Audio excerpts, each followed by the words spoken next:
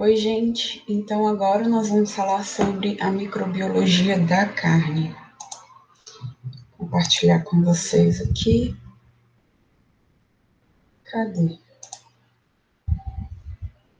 Por que não está aqui? Pronto.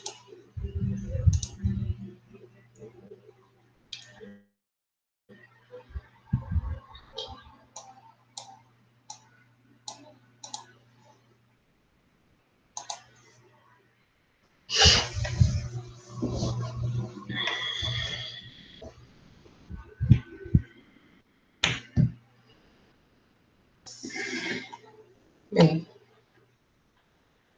a contaminação da carne, ela pode ter duas origens.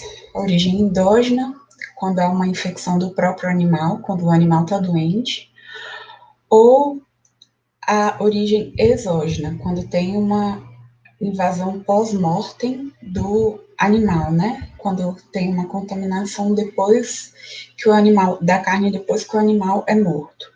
Ambas são prejudiciais, mas as alterações por contaminações exógenas, elas são mais frequentes e elas acarretam em graves enfermidades aos consumidores, tá?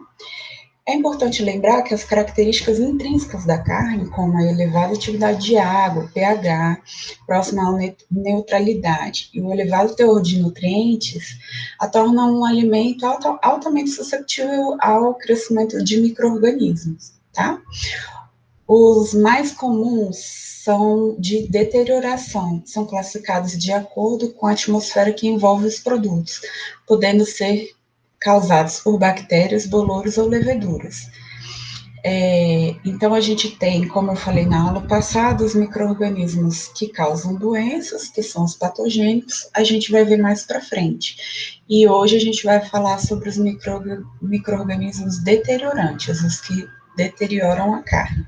Os tipos de deterioração, eles são classificados de acordo com a atmosfera, tá? Se a gente tem uma atmosfera em aerobiose, a gente tem alguns tipos de deterioração. Em anaerobiose, outros tipos de deterioração, tá bem? A deterioração de carnes, ela vai depender de alguns aspectos. Então, a composição química do próprio alimento interfere na intensidade da deterioração, as características intrínsecas do alimento, as condições de abate do animal e a atmosfera que envolve e a temperatura que envolve o produto. Disso aqui, a gente consegue controlar as condições de abate e a atmosfera e a temperatura. Então, são esses dois aspectos que a gente consegue utilizar, administrar, né, para a gente conseguir, de certa forma, minimizar a deterioração por micro-organismos, tá bem? As alterações que acontecem em aerobiose, nós temos alguns fenômenos. A gente tem, por exemplo, a rancificação, que a gente falou na aula passada, que é a lipólise, né, a oxidação da gordura, a quebra da gordura. Então, alguns micro-organismos podem causar lipólise ou acelerar a oxidação de gorduras. A maioria das reações de rancificação não são microbianas, mas as bactérias pseudomonas, bacilos, alguns bolores e leveduras podem fazer essa lipólise, formando aldeídos e ácidos, que são produzidos durante essa oxidação das gorduras, que causam um sabor e um odor estranho na carne. Então, quando a gente pega a carne e a gente percebe um cheiro estranho, geralmente é devido a essas pseudomonas, bacilos, bolores ou leveduras, que se desenvolvem, inclusive, em temperatura de refrigeração, tá?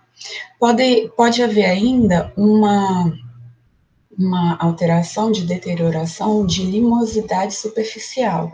Eu coloquei uma foto aqui para vocês visualizarem. A limosidade é quando forma como se fosse uma camada, um brilho, uma umidade por cima da superfície da carne. Então, a temperatura de armazenamento e a quantidade de água disponível vão determinar qual é o micro-organismo que vai crescer e que vai ser responsável por essa limosidade. Se o alimento tiver alta atividade de água e tiver em temperatura de refrigeração, se desenvolvem as pseudomonas. Se forem salsichas e linguiças, se desenvolvem micrococos e leveduras. Se forem alimentos com atividade de água mais baixa, como salames,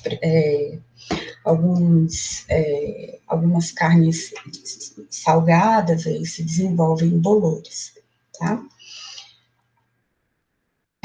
Existem ainda alterações, ainda em condições de aerobiose, existem alterações na cor dos pigmentos da carne, que a gente chama de M-pigmentos. Ai, peraí, que eu esqueci de marcar o meu tempo aqui.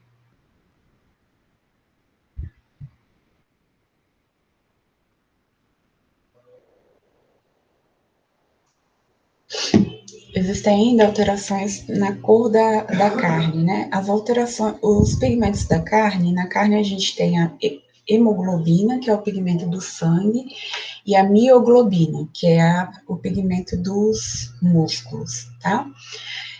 As reações dos hemipigmentos são o seguinte: a mioglobina ela é de uma cor vermelho púrpura.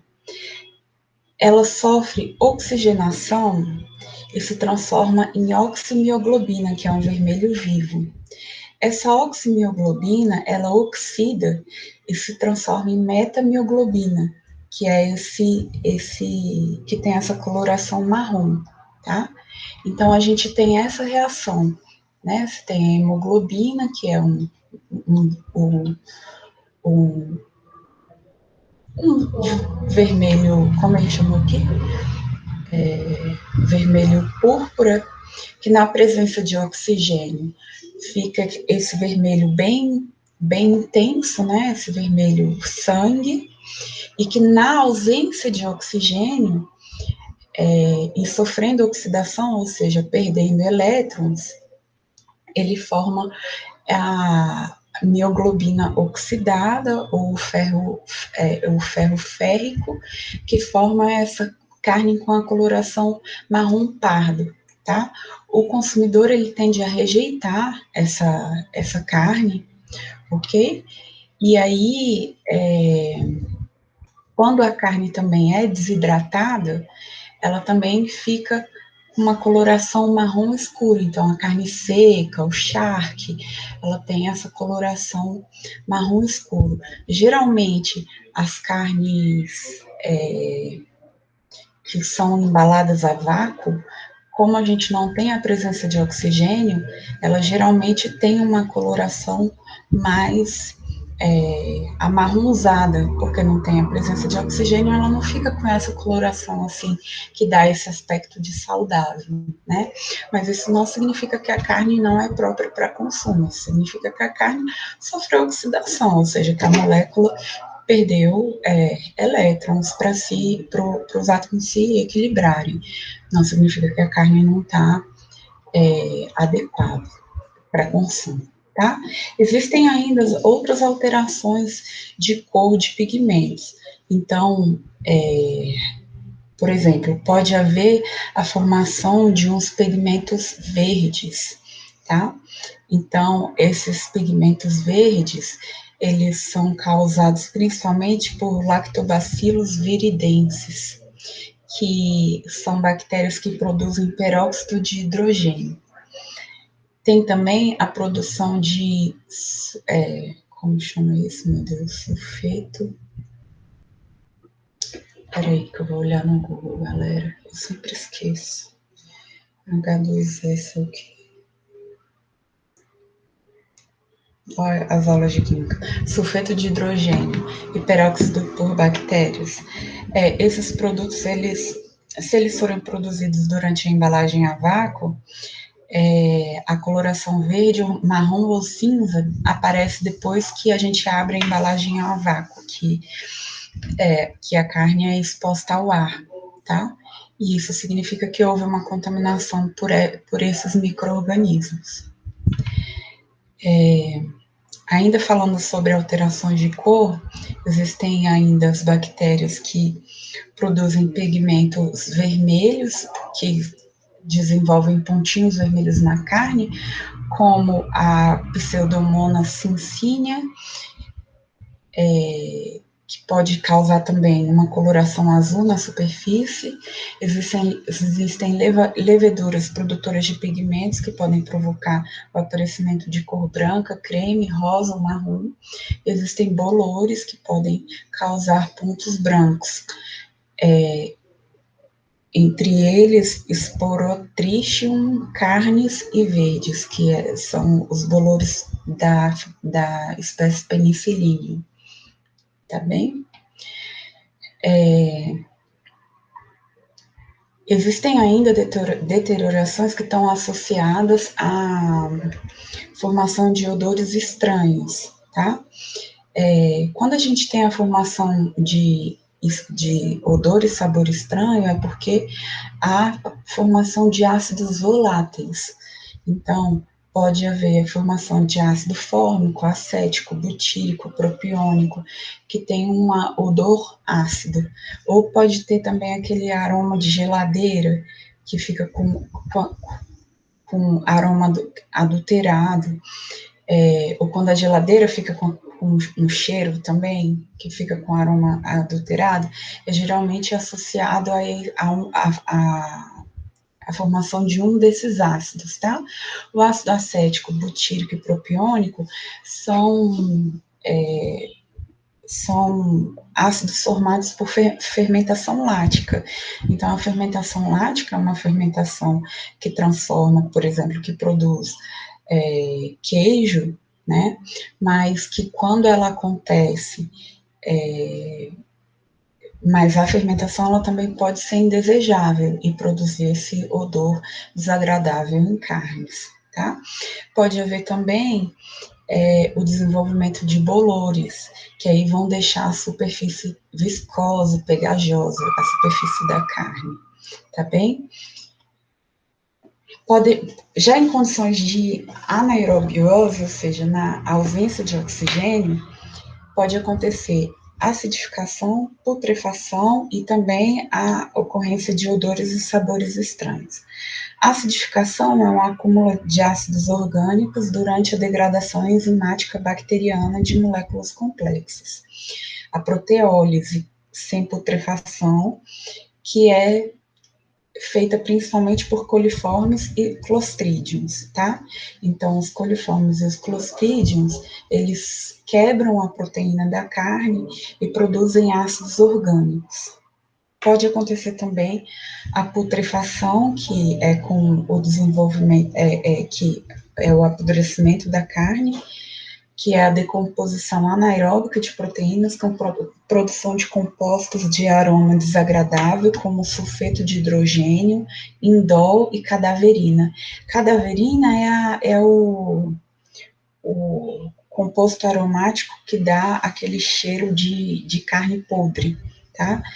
Também, a bactéria mais comum responsável pela putrefação é o Clostridium, com participação de bactérias aeróbicas facultativas também. Os odores e sabores estranhos, eles também podem se desenvolver dependendo da composição e temperatura que o produto é mantido. E aí pode haver a fermentação lática, como eu falei anteriormente, com a produção de ácido butírico, propiônico, e pode acontecer também a formação de limosidade e o desenvolvimento da cor verde também, assim como nas reações em condições de aerobiose, também pode acontecer em condições sem a ausência de oxigênio, ok? Agora, só para finalizar, a gente vai falar sobre as carnes curadas. O processo de cura de uma carne depende da sua carga microbiana e não da deterioração. As alterações em pigmento geram alteração de um produto curado com cor alterada. A manipulação adequada de carnes curadas e o armazenamento prolongado pode gerar sua deterioração. O nitrito, ele auxilia na inibição de alguns micro-organismos. Se esses micro-organismos forem anaeróbicos, pode haver um favorecimento do crescimento de bactérias lácticas. Pode acontecer a formação de limo superficial e bolores também.